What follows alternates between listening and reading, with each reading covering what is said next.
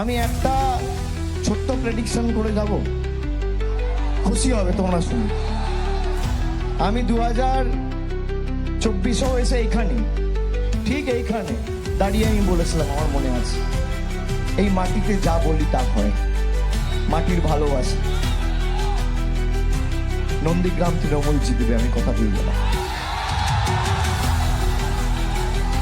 4 তারিখ দেখা হবে, সবুজ আবির খেলতে পারলে আসবো, পান্নাদাকে জেতাও, শামীম সর্বক্ষণের এখানে দায়িত্বে থাকবে, আর আমার নজরদারি তো সবার উপর রয়েছে, যেখানে যা দরকার হবে পরিবারের লোক আপনারা আদেশ করবেন, আপনারা যা আদেশ করবেন, আপনার সাথে আমাদের আর্থিক সম্পর্ক,